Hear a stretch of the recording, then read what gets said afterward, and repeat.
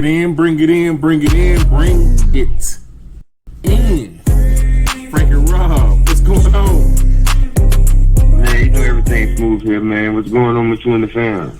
Man, everything good, man. Everybody, everybody in school doing these online classes, burning up computers and kind of just, just getting used to what's going on, man. It's like we in for a long ride, man. So it's a lot of adjusting we got to do, man. I'm on Amazon ordering everything I can for as Man, who you telling, bro? Hey, I done ordered so many movies. I done bought movies. And it's like this is something new, but in the same sense, man, I kind of have to deal with my family for. Yeah, it is. Time like this, you know what I'm saying? Yeah, because at the end of the day, it kind of made you kind of push everything else aside and just doing family stuff, man. Finding stuff to do, you know what I'm saying? Yeah. Playing games.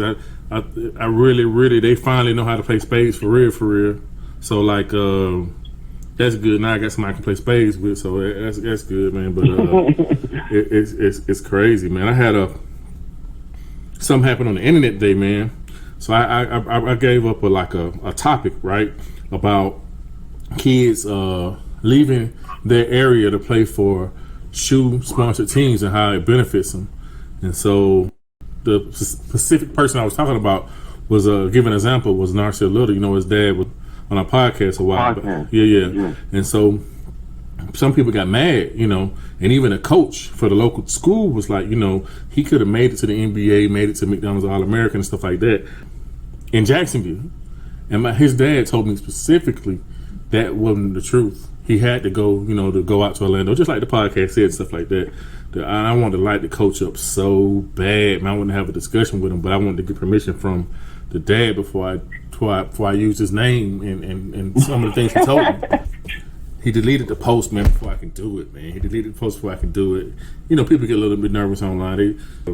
You have discussions and stuff to try to help people out, and people think it's like real. Like, it ain't real. We just sharing ideas, Just sharing ideas, man. Which is true. Yeah, it ain't serious like that. But a lot of parents don't know a lot of information, and for some reason they don't like to seek it. They don't like to find it. They just settle with what people tell them. The first person that tell them, and it sounds good, they go with that, and it's just that's not how it is, man. That's not how you get a cut above. Which is true, brother. You're right. Yeah, man. But not everybody gonna understand that, Yeah, you're not gonna understand that. Yeah. But if you reach one person, man, it's worth it.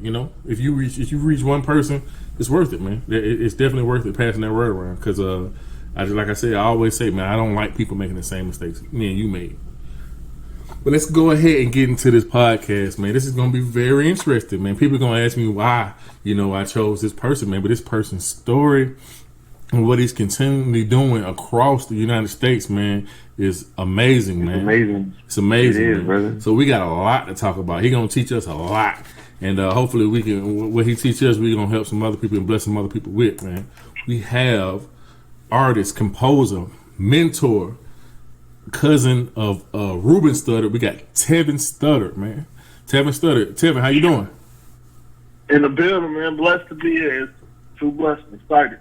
Oh man, thank you, man, for coming in, man. And when I read about you, I met you on through the internet, and I read about you, man. I was like, man, I gotta get this dude on our podcast, man. I gotta let people hear your story and how you helping people out, man. That's it's a big thing, man. So like, just give us a background. I know some of your background was on YouTube, but just give us a little background of your story. Yeah, so from Indianapolis, and played high school football at the same high school Terry McLaurin, went to Cathedral in Indianapolis, and from there ended up doing a song for our team while I'm still playing, and kids from the other team start singing the song. I was like, oh, we're supposed to be these big rivals and all of this, and they singing the song. So I was like, I should do this for other schools around the country. Ended up doing one for the Indiana Fever my senior year of high school, then got a scholarship in Indiana State to do a song. So from there, went to about 80 to about 100 plus schools around the country, about 33 states, doing theme songs for different schools. And it just kind of shifted into mentoring kids as well, and just really just having fun, kind of just a different lane. So we got to connect through the Florida video Uncle Luke got to introduce, and that was cool too because he was like just shifting the football and doing video that made USA Today. It was like indie football is cool. Indie football is cool, but it's like you want to do football, you got to go to Florida high school football. That's where the best players come from. So we did that. Uncle Luke introduced the Florida one, and then we do the Texas and get Vince Young introduced that one. So that was crazy too. So it has been a continual movement, just going and growing and growing. All right, just off music, man. Just off music. So like these songs that you're making, man, like people listening, like, okay, you making a song for a school, like, what's so good about that, or what's so hype about that? So these songs are very personalized, right? Definitely. So we're saying everybody's name on the roster. So one of the more recent ones I did, University of South Carolina girls basketball. So this year they're number one team in the nation for girls basketball. Mm-hmm. Coach Don Staley was National Coach of the Year. So for that one, I said every player's name on the team, kind of where they're from, in rhyming kind of fashion. And they loved it. They went crazy. They still haven't even released the video because they were going. I believe they was going to win a national championship. And they was going to kind of do it during March Madness. Yeah. They was going to do it during March Madness. So once that one dropped, that one's going to be crazy too. But yeah, it's definitely saying everybody's name, where they're from. And just something to really pump you up. You personalize it. It makes it like, all right, this represents us. And everybody loves hearing their name in the song. Yeah, definitely. Yeah. But I got to stop you, man. We are from Renata Davis, man. Like we've been trying to get her on the podcast. She was busy playing ball. She played for Tennessee, and she's from Jacksonville. And we wasn't able to get her on there. But now we should be able to get her on there now that everybody's at home. Man. I've been trying to plug at her. If somebody know Renata Davis, let her know. Hey, we're trying to get on the podcast. But yeah, we support Tennessee. Well, I don't know about Frank Robb. That's what I'm going with. That's awesome, man. That's awesome, man. That is awesome. So, like you said, Indiana football, man. So, what is Indiana football like? I know it was big time in basketball, you know, when my son was younger. So, what is Indiana football like? Yeah, so we definitely usually say it's a basketball state. So, I would say recently it's kind of shifted. Like, so 5 of my high school teammates made the league. One's a starting center for the Patriots. He just got on the Dolphins this year. His name Ted Karras. And then, of course, I know Terry. And then a few more. Jack Doyle, tight end for the Colts. So it's like we got players, we produce players, but just not at the rapid rate of basketball. So our basketball is, like, so good that, like, football gets overlooked. But football at certain schools is, like, I say we got about 3 schools realistically that can hang with anybody. Other than that, it would get out of hand if it went to different parts of the country, especially the South. Oh yeah. That experience with doing that Florida trip and meeting Uncle Luke and all that. How was that? That was crazy. So I met him at Texas at the U.S. Army All-American game. All right. Just on the first time meeting him, I was just on the fan tip. I'm just like, man, I just want a picture, just for real. And then the second time seeing that he's a coach of Miami Edison, it was like they were having their spring game. And that's a different part of the culture in, like, Florida and the South, because we don't even have spring practice. And we do, like, workouts up north because it's so cold. Mm-hmm. So definitely you can't be in pads till, like, July. And just to see, like, the culture of Florida, like, these boys are playing full football games. So just getting to meet him and just DMing him on Twitter, I'm not even expecting him to reply for real. He was like, hey, I would love you come down and film type stuff. And then he got to introduce the video. I was like, man, that was just like, I feel like I'm just like, 'cause that's like Florida, like royalty. All he does for the kids and the youth and just football in general. And even just like being a kid and growing up watching the youth 30 for 30 documentary. Just getting to see Luke introduce that was like crazy. It was just all love. Like, Southern hospitality is real. Everybody in the North kind of for themselves, but like our South is just like they want to see other people win. So that was love. Yeah, man. when Randy told me about you, he was excited. He was like, Frankie, man, hey, man, I know somebody. We got to get on there because he's doing what we're doing, but in another part of the country. And that's something we can learn, like different avenues that he chose to do it. But what really got me, like, oh my God, I saw you did like 80 songs, right? For different schools and yourself and stuff like that. And I watched a little commercial about what was going on.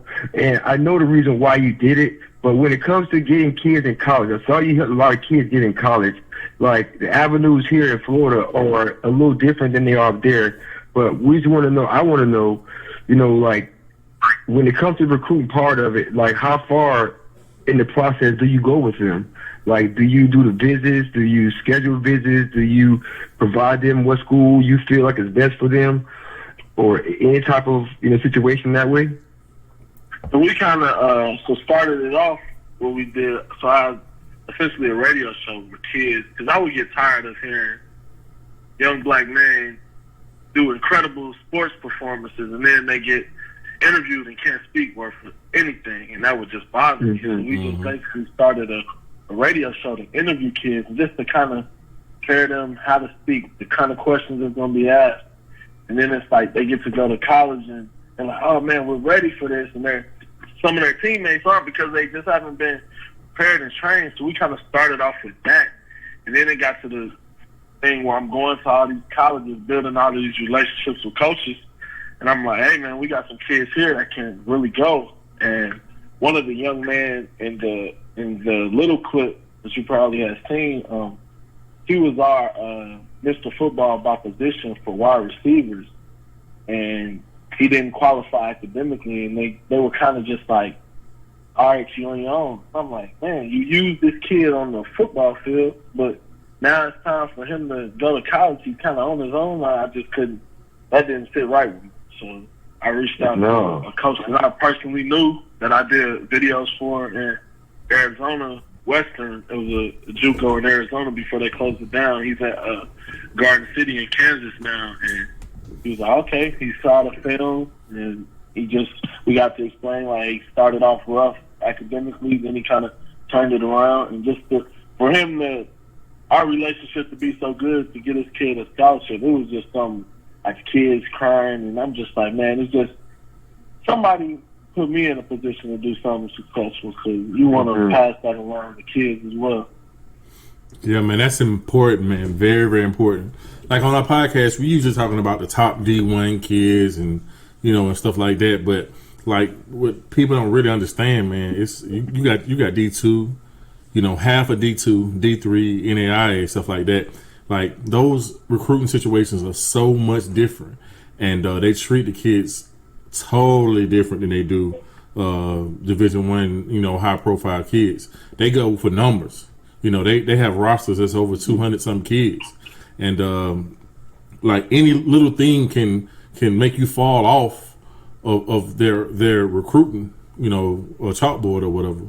So it's really imperative, and it's something that we definitely talk about in future podcasts about NAIA and D3 and all that kind of stuff. I went through that with my middle son. It's totally different. They want you to pay to get to the school, get you there, and they might not even show you the love, and you drove all the way there. It's crazy, man. It's crazy. It's a jungle out there. We got one of the best NAIA programs actually in the country in Indy, called Marion University.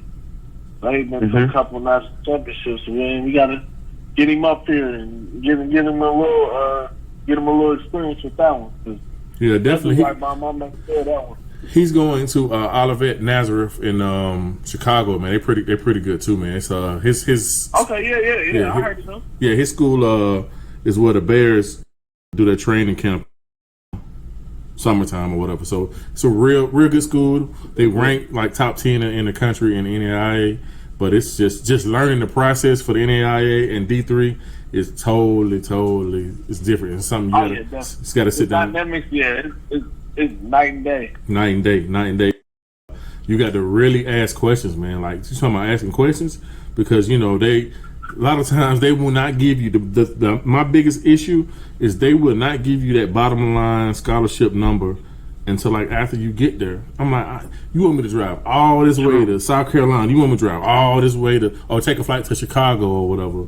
And you can't give me I need that bottom line number for what you gonna give us, so we ain't wasting our money. So that's an argument I always try to do, and I want to treat it like Division I, but it's just really not like that. You know, it's not like that. So it's a learning experience. Frank, Rob, you ever mentor the kid that went D3, D2, stuff like that?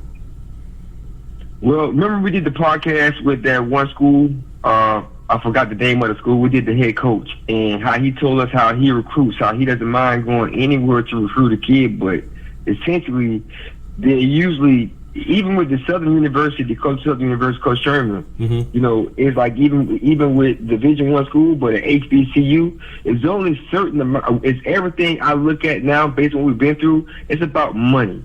Like, you know, like with the school that we talked to, I forgot the name of the coach name. I'm so sorry, but he was like, you know, Arkansas Baptist. Arkansas Baptist, yes, right. And how the kids will have to use. They may not have. Well, they won't have this. They may have somewhere for you to stay at. They may have this. They may have that. But we offer you education. So it's kind of like, you know, looking at the other side of it when it comes to Division I. Even Division I 2A with, you know, with the HBCUs, it's still a money thing. Like, I don't care. It seems like no matter where you go, it's a money thing. So do you, Mr. Studdard, do you give a kid, like, you know a little bit about, well, you know a lot about how that goes. So how do you prepare the parents and the kids on what to expect while choosing a school like that? Like, how do you, you know, 'cause I feel like everybody can go play football somewhere. And if it's meant for you, God got a new plan for you to go to NFL, I don't care where you are, you're going to have that chance. You know? So do you, like me now, I just try to get everybody here that I communicate with. There's two guys I know that went to Arkansas Baptist, Dillard and Desmond. There's people that I know, their family. My son played football with them. Like, I had to go over details with them on what to expect, and they gave me details on how it ended up being. Like, do you give those type of, you know, educational type situations with them? Just prepare them for what's going to happen. Like, do you hold any type of educational type things there? So definitely. So I got great relationships with the coaches. So I'm not gonna send a kid to a coach that I know lacks kind of character. So with the coaches that I know, it's just like, he's going to be straight up with everything. He's going to put, hey, this is what your situation is going to be. There's no runaround. I can't deal with a snake. It's just like, they do it one time, I can't deal with you after that. It's way too many schools and way too many opportunities for these kids. So it's really seeing that coach's character and knowing, like, okay, I know this coach is going to look out for him in the classroom, in this area, and make sure he's on top of everything, and he's not just going to be another number and spit in and spit out, and we're just going to use you up on the field. Because that was a big conversation I had with this past coach.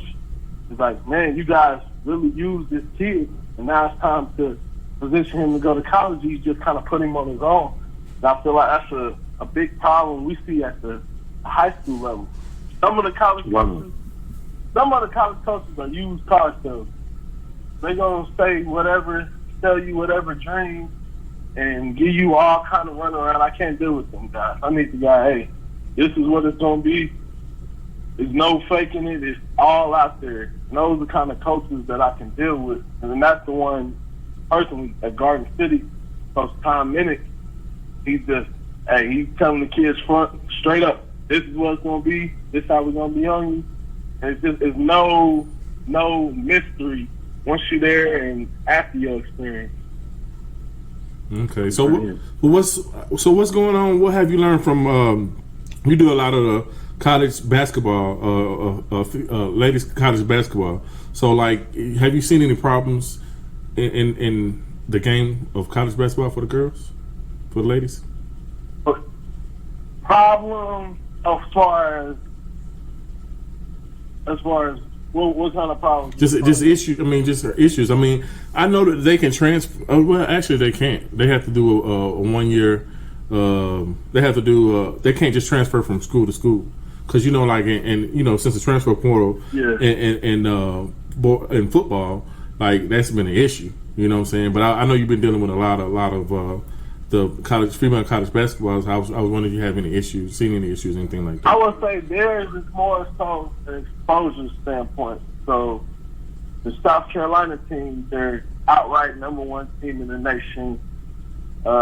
Most likely would have been national champions, but the Oregon girl making all kind of history doing all of this, and it was just like the exposure difference between, okay, you got the number one player that's very black, the actual number one team, and it just, the dynamics seem different, because this is like one of your first times with like a black woman head coach, number one team, and she just wasn't getting her respect, her real rightful due.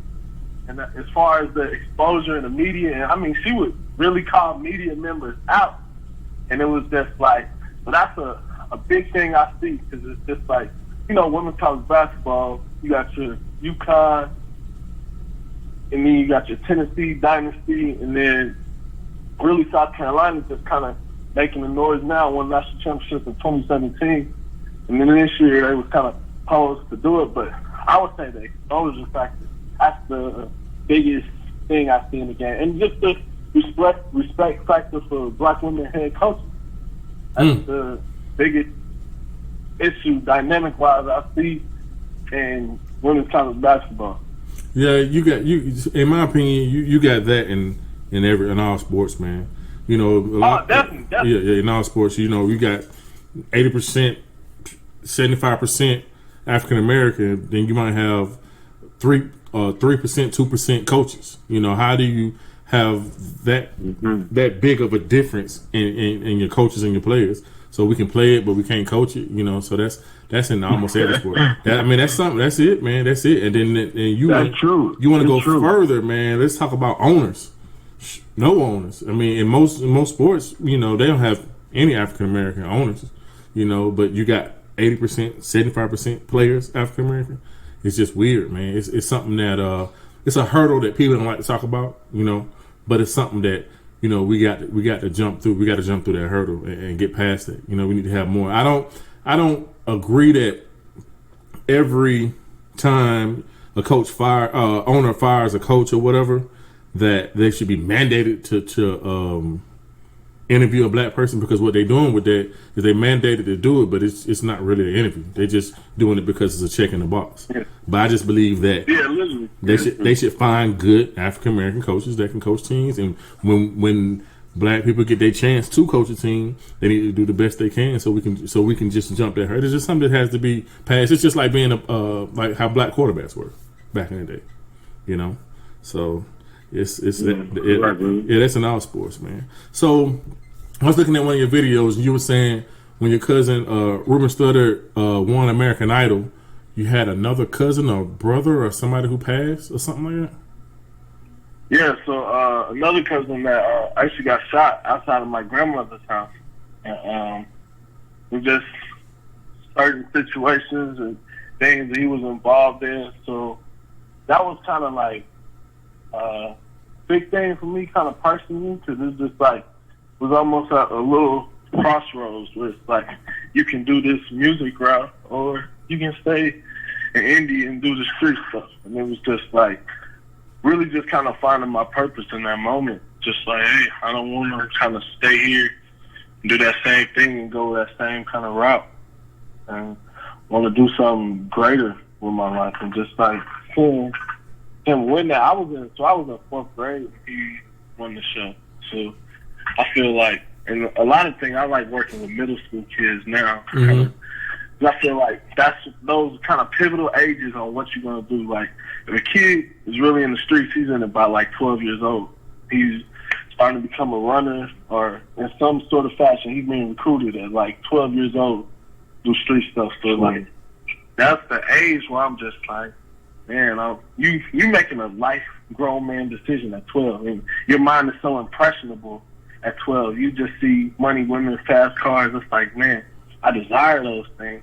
But then I can see this other cousin has quote unquote money, women, cars, but he's not getting shot at, on TV.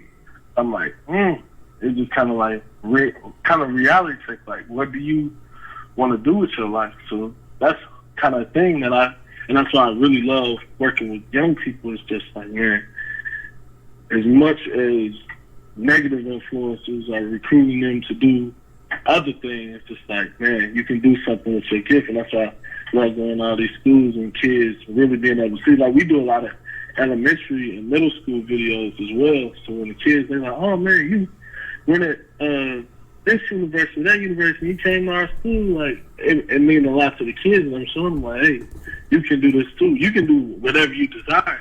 You just got to have a vision for it. And too often times, as kids, like one of my friends told me, so man, what do you do with the kids that don't have a cousin that want to marry tonight or don't do that? And I was like, man, you end up being that life for them.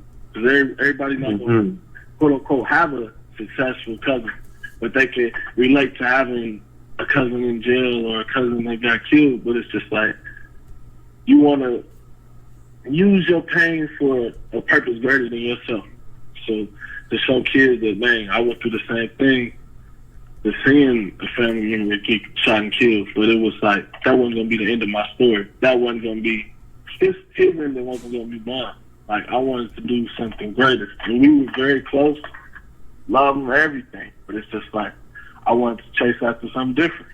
And that's the thing, the beautiful thing, I get to work with kids. So I actually do stuff in the juvenile centers as well. And we got to teach kids math, like every day going in there and teaching math. And kids have been in school 3-4 years. I'm like, dude, you 14, 15 years old. How have you not been in school for 3 or 4 years? Like, wow, what's going on in that kind of dynamic? And it's just like getting to see kids that transform from like not knowing any math to actually knowing math, and then getting to see them. And we had kids like, hard kids, like in there for crazy stuff, and like end up writing letters like, yo, I'm gonna change my ways, I'm gonna do this, and thank you, Mr. Studdard. I was like, man, that's what you get to see what everything is about. I'm riding around the other day, I see one of the kids from juvenile, and got to pick him up, and he just walking. I'm like, man, how you doing? He's like, Mr. Studdard, what? Like, he just getting excited just to be like, okay, I'm out of my situation, but it's still somebody that care enough for me to be like, hey man, what you doing? You gonna stay out of there this time? What's in there that you desire? I'm like, dude, you gotta have different goals and different visions. That's a kid that I want to follow up with and want to see him do great things decades from now. So that's part of what we do. Man, that's big, man. That's really big, man. Hey, we appreciate that, man, because we need more of that, man. We need more of that right there, man. You talking about crime rate, people just dying on the streets and all that stuff. It's all about, man, it's a village, man. It's, you know what I'm saying? It's not just one person. It takes numerous people, man, to look out for people, man. Everybody got different situations, like you said. Everybody really does have different situations. But we're going to take a pause for the calls right quick, man. We're going to do the first ever on Daddy's Ball, man. We're going to give you 5 topics, man. 5 topics. First time we've ever done this, man, because I've been giving some advice to try to change things up, man. I ain't told you about these topics and stuff like that, but I'm going to give you a top 5 things to talk about. I'm going to give you one at a time, and I just want to know the first thing come to your mind and your opinion on it. You good? Yes, sir. All right, so this is an exclusive right here, man. All right, man. The first one, because the Michael Jordan special's coming out right now on next Sunday coming up. So the first topic is MJ versus LeBron, bro. What you got? LeBron all day. LeBron and why? Yeah. And why? The greatest to ever touch basketball. Man, you got to give an example, bro. You got to keep going, man. I think like LeBron. Oh, you saying like the score? No. I'm saying MJ versus LeBron. Like who's you say LeBron's the best, and why is he better than MJ? I mean, he does it all. Like every end, both ends of the floor.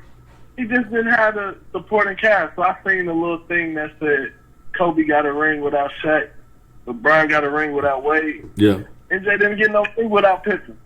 So just like, granted, he was. I mean, I got a hoodie with Jordan, Kobe, and LeBron on the back that say like legendary. So it's just like, it's respect for the legends, but My generation, like, I was in 5th grade when I got to see, like, LeBron in high school and, like, that phenomenon, like, especially being in the Midwest, like, it was, like, shut down cities. They was traveling, flying planes to games. So I feel like our generation gonna most likely say LeBron. Yeah, y'all generation, because y'all biased. I believe that. Y'all biased, but you know what? I believe after this thing on Sunday, that little episode or the couple episodes, a lot of y'all generation changed our mind. Because my son texted me that today, that little picture you're talking about with Kobe without Shaq, LeBron without Wade, Jordan without Pippen. But what that picture ain't telling you is Kobe didn't have Shaq, but Kobe had Paul Gasol. LeBron didn't have Wade, but LeBron had what's the point guard for the Cleveland Cavaliers that said the Nets?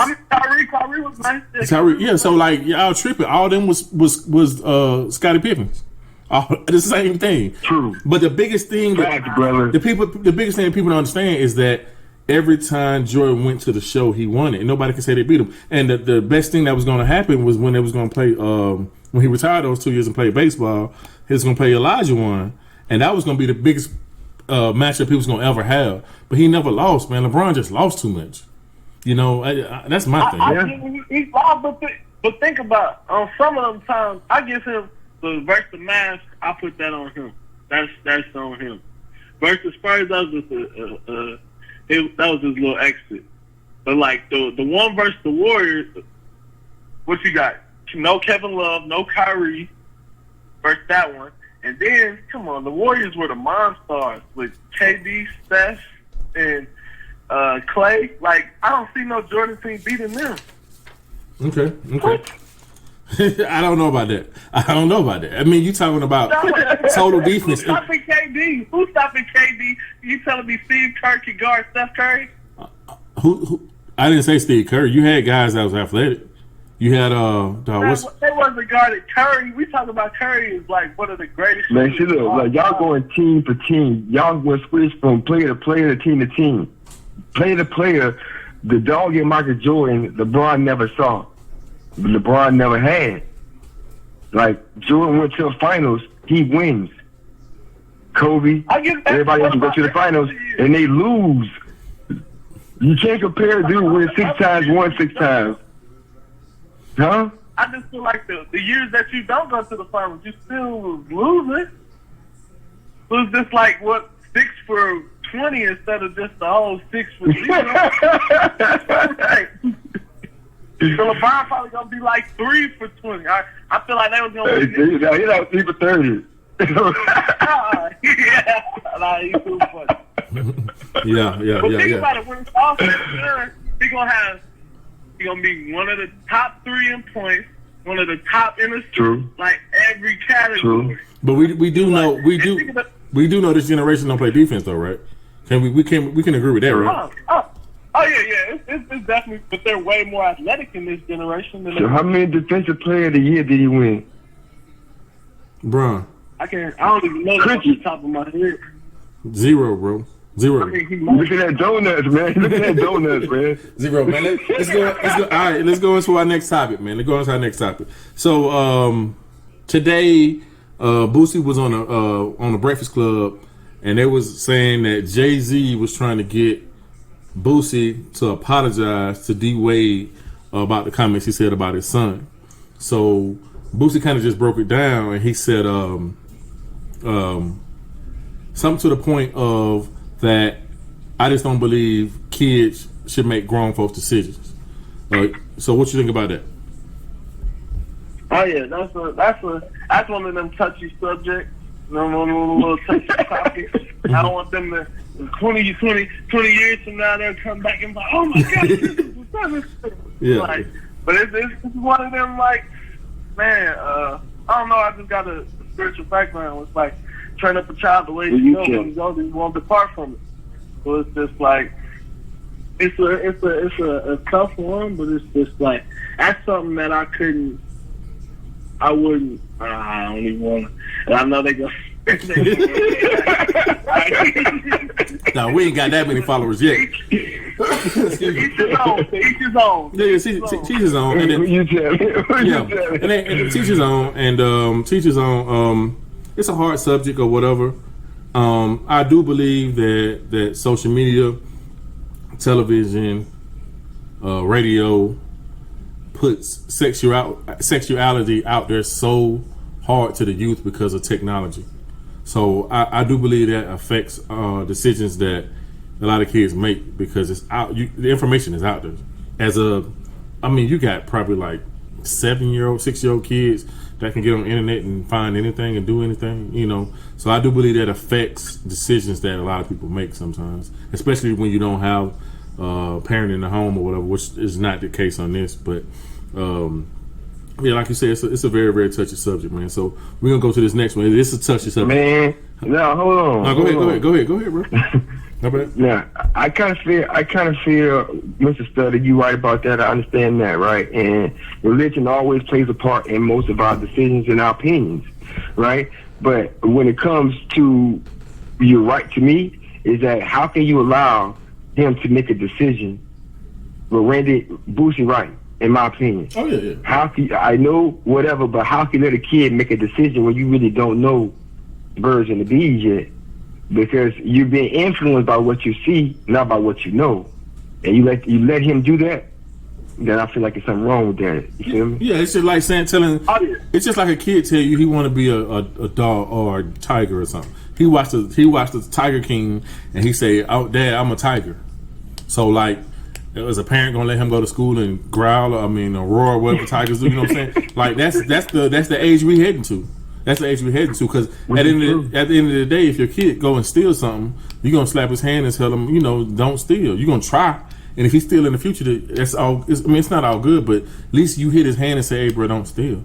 You know what I'm saying? So, like, that's, it's crazy, man. It's crazy. And Boosie was saying that he lost, he got a lot of stuff going on, and a lot of people pulled back from a lot of his projects because of what he said. I think it's not what he said, it's how he said it. And he says a lot of things up there like that. So let's go ahead to the next one, man. Next one is, even though this has nothing to do with sports at all, but we got to check your credibility. All right, so you're an artist, you know what I'm saying? You're a composer. All right, give me your top 5 rappers right now. Right now? It could be in any order. That's hot. Huh? That's hot right now, or just like my all-time list? My all-time right now is different. Let's do all time. Let's do all time. Okay. All time. And these are just my favorite all time, not the top 5 I think are all time. Okay. You want because you gotta figure 90s baby. And so my top 3 was old Kanye West before he made his little transition. I don't know if you can change that, but go ahead. All right, go ahead. Yeah. I'm talking college dropout. Okay. About My Beautiful Dark Twisted Fantasy.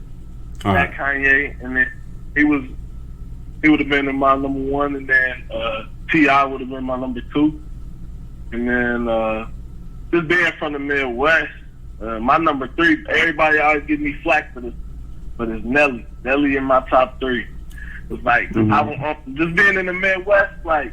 His whole little movement and being like a little kid when that was happening was crazy. Yeah, I got that. 45, tough. Like all time.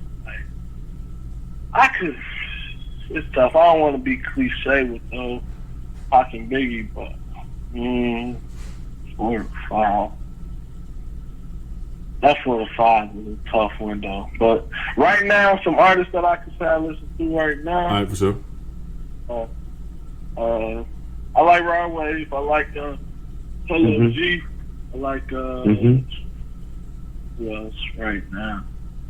Drake and Future, nice. Definitely.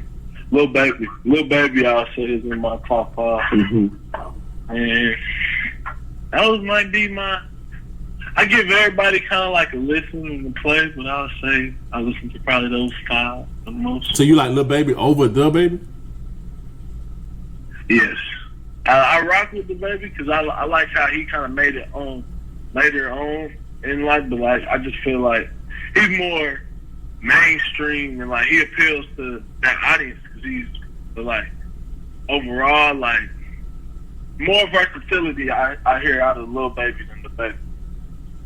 Okay. I just say he's more versatile of an artist. The Baby kind of they get on him for sounding similar in a lot of his projects, but hey, if it ain't broke, don't fix it. Like, Yeah. it's You working. don't like Roddy Ricch? Oh yeah. Roddy Ricch, he definitely his last album it was hard. It was hard. I listened to. He would be in my like top. I give me top 7, top 10 right now. So you think any of those new rappers will be all-time rappers? Have the ability to? If you had to name one that it could be an all-time rapper, up there with Tupac, Biggie, and all that. It's tough because it's just like they got those performers, and only one I can honestly see. I ain't even mention him. Like it's tough with Meek, because Meek I would say will be more, but I just don't know. Like, because Tupac is in a class of his own. Man, I always man. Tupac is the best rapper. I felt Biggie was the best MC. Like Biggie was, if I want to listen to like your flow, your delivery, and storytelling aspect, it's Biggie. But like reality, like changes, I feel like the best rap song. Brenda's Got a Baby is still relevant today, but artists of today that can stand the test of time with the top 10. I would put LL Cool J in my top 10. Yeah, and the thing I see is that it's kind of like, in my opinion, it's kind of like MJ and LeBron, because LeBron lost those games. I think he can never be over MJ, and I think it's the same thing with rappers. So like Lil Wayne had his chance to be up there with Tupac, but he gave it up when he started acting crazy and stuff like that. You know what I'm saying? Like Jay-Z had his chance and he up there, but like so I think it's the same. Y'all don't like J. Cole? Oh yeah. We have a debate at work: Kendrick or J. Cole. J. Cole. Hey, I had the same one with my son, dog. Yeah, I say Kendrick. It's J. Cole. Yeah, I don't know. J. Cole is way more versatile. Like he can make. Man, Kendrick remind me. It sounds like a West Coast 3000. Yeah. And then J. Cole got it. Go ahead. No, I said that's real. But have you heard "Sing About Me" and "Dying of Thirst"? I feel like "Good Kid, Mad City" is a better album than any album that J. Cole has. And to be honest, I listened to J. Cole when he was doing mixtapes. His mixtapes have been better than his albums. That's been a kind of knock on his career, because the hype of J. Cole coming into his career, his mixtapes were like top tier. His albums was like, they didn't live up to the hype of the mixtapes. But J. Cole is still up there. Like, I still rock with Cold World heavy. All right, man. Let's get into you got 2 more, man. Got 2 more. We're gonna reel it back into sports. Reel that thing back in. Zoop, reel it back in. All right. So this next one, man, you can talk to the NCAA right now, and they gonna, whatever you suggest, they're gonna change. So give me 3 things in college football that you would talk to the NCAA right now and get changed. And boom, as soon as you say it, boom, it's changed. 3 things that you would change in college football. Pay the players. That would be first. If you can transfer, you don't have to sit out a year. If coaches can go to a new job next year, you should be able to transfer. So, pay the players, transfer, play immediately. What would the third be? That's like I would feel like they would have the ability to secure sponsorships for themselves, because every kid that's a college star is not going to be an NFL star. So if this can be his chance to make as much money and secure as many sponsorships, let him do it. He's earned that right. School going to make millions off this kid. So they can profit off their jersey sales. That's probably one, too. Yeah, because you can't even buy, like, you can't even get a jersey of a college kid, like, right then and there. It's kind of crazy. You got to either get a jersey from overseas, or you got to get, like, for instance, I tried to get they make, like, in the mall in Ohio State, they make any jersey you want, but I can't order a 24 Sean Wade jersey. It had to be 24 Aid or 24 Peyton or something like that. You can't order the exact names of the people who play. It's weird. And is that a new rule? Because when I'm trying to think, when Johnny Football was there, was his on it, or did they just sell two? The thing about it is the jerseys that they sell in the stores, like, they'll give you a 0-1. This for Ohio State. they'll give you a 0 run and a year, but no name on the back of it. So you can get an authentic jersey hanging up in the store that's a 0-1 or a year, or you can get anybody jersey who played back in the day. So if you get a for Ohio State, if you wanted a Nick Bosa jersey, you can get that. But like as far as current players, you got to get it from overseas, or you got to trick the guys at the mall to doing it for you. It's kind of crazy. It's kind of crazy. But I do. Yeah, that would be my 3. Pay.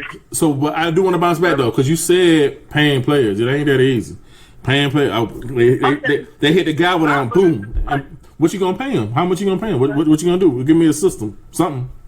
I mean, I would do it off of, hey, we want this guy more than the next one, so whatever Booster wants to, because I don't know, they'd be allowed to, it wouldn't be no salary cap. It would come down to whoever wants to pay. Like, I don't know, because they're really employees. I don't know if you heard the Oklahoma State head football coach's phrase a couple of days ago. Mm-mm. He was like, we need to get these boys back to the fields and run money through Oklahoma. I was like, whoa. Hold on there, master. Yeah, like he came out and literally said that in the whole interview. He's like, these 18 to 22-year-old boys need to get back here, get on this field and run money through the state of Oklahoma. He's like, slow your roll, slow your roll. Yeah. So, Frankie Rob, what you think? What you think about that? What'd you say? I think you're absolutely right. The only thing I would say to get a kid, get the boys, the players, ways to make money, the transfer portal, of course, and also, that's really all I could think of. You say 3 things. Those are the main top 2 things in my head that I would actually say something to them about. Okay. Oh no! You know what I had them do? I would make it equal type situations with the HBCUs. Honestly, I really would, because if it weren't for HBCUs, these big time, these power 5 colleges wouldn't be getting black kids. Because we watched the thing on ESPN, how everybody was there, then they hit the, hey man, we need some of these boys. You know what I'm saying? Yeah. So let's go get some of these boys. And that's how it all started. And now they're billion-dollar companies, and the schools the boys started from, how it all started, can barely give a kid a scholarship there. So I would actually even the playing field out, honestly. I try to even it out as much as I can. I'll ask them to find a way to even it out. Whether it's giving ESPN more games with them or whatever. But now I'm happy they already took steps towards that. They had an HBCU what's it called? Like the combine, yeah, man. So that's a good thing. I'm happy to see that, because now they're going to start seeing boys doing the combine. And what it's going to do, bring activity to the school, like you really got something going on here, you know what I'm saying? Yeah. So that's what I would do. Have you done any music for HBCUs, Tim? Yep, we did Morehouse baseball. Who else? There was a couple more. So I actually tried out. I was on TV for the voice of FAMU football. I flew out there. They had basically an audition. The boys should have won, but I said one thing that kind of messed me up. So I was just like, man, all the energy and swagger that I bring, it could kind of help turn around the sports program. And instead it would kind of trickle into the athletes. So I think that kind of rubbed in the wrong way. Like, who's this outsider kind of talking about us? Even though it was they was having kind of some little rough patches back there. But yeah. Morehouse, it was a couple, Alabama A&M, we did a softball video for them. So I think it was just in the spring. And that's why this fall, if everything is still up and running, I'll be able to. So when I was in college, this had to be my, senior year, I was scheduling my classes Tuesday and Thursday, and I was on the road Friday through Monday. Okay. Friday, basically the weekend, performing at schools, and we did 40 in a semester when I was in school. So this kind of fall, I'm in a position to basically tour for about probably 3-4 months straight, from about September to probably December. Man. So we plan on, I got 17 more states to go. I've done one in every state in America, so we definitely want to. There's a few, actually, we're supposed to go to Delaware State this year. The girls actually lacrosse team pretty good. We were supposed to do one for them. But then, look, we done it. I like submitted a bunch of different HBCU songs. Sometimes I act like I got to step my swagger up. I be bringing it to you, and I'm like, what? This on it? But it's kind of like a little challenge, though. So we going to definitely, this fall is going to be, Lord willing, like, if the school's open, everybody's playing sports in the fall, like. So how can these schools find you? Really just online, either via email or I'm gonna have my website up very soon. But right now it's just through my Twitter, so Twitter or Facebook or Instagram, just at Tevin Studdard, and TevinStuddard. So they'll be able to see all of that. We're gonna have a website up very soon. It's kind of gonna be after this whole national championship. So that was gonna be this past weekend in New Orleans. Mm-hmm. It's supposed to be out there, but it's different. You know, the state of the country and the climate right now. We had something else planned for that. We got some stuff we about to do with the WNBA as well. So it's a lot coming on. And then even so next year is the All-Star game in Indianapolis. So we got like a huge event and a huge different celebrities coming to a game, and I'm throwing a celebrity kind of basketball game that I'm having in the city that weekend. So it's a lot in store. We gonna be able to look back at this interview like, hey man, Mr. Wade seen it. He knew what time. Right? Yeah.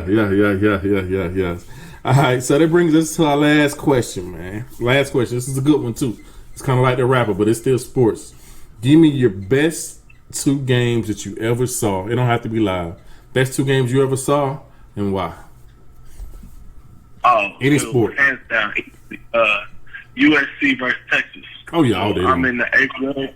Uh-huh. So I had never played football before that game. I was in middle school. I never played football before that. And I watched that game, and it was the first game I actually understood what was going on. Like, I never really understood football, or I just didn't understand it.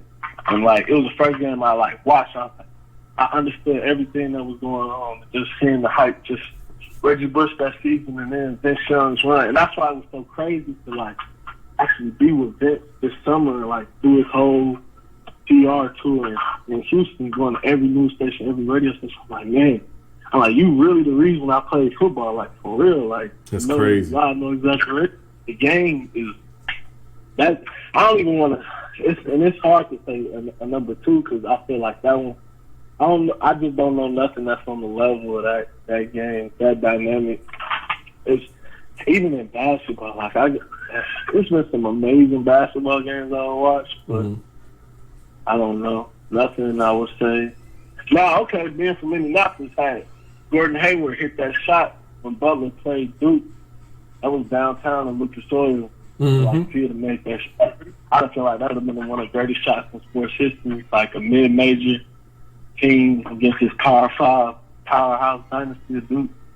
That was a good one, but he missed, so I can't put that up there. Frank Rodney. I just say the Texas and USC, that game was just different. I started playing sports after that.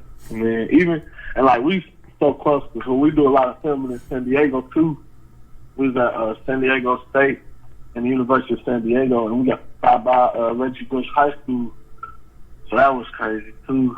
So I feel like those two, just Vince and Reggie, that era of football was just different. Oh, it was. It's great kids now all over the country.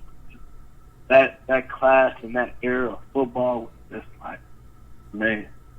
Yeah, I probably. I don't even know a second game, because that was that game was everything.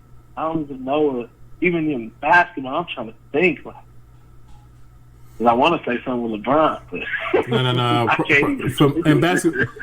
In basketball, for me, probably would be Sacramento versus the Lakers, when Sacramento had a really, really good team with Chris Webber.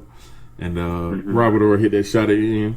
I was going for Sacramento. I hurt your feelings. That hurt my feelings, though, man. That was a good game. That hurt your feelings, dog. Wasn't that the ref, Tim Donahue, that was in that series?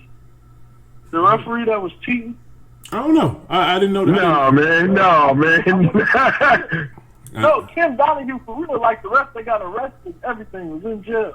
I know you talking about. I could have sworn that was that serious. No, that's just a heartbreaker, man. I'm a Laker fan. I just broke the whole country heart. When he made that for the guy that nobody really know and like. Nobody like Robert Ory. When he's in Houston, they didn't like him. He came to L.A., won the championship.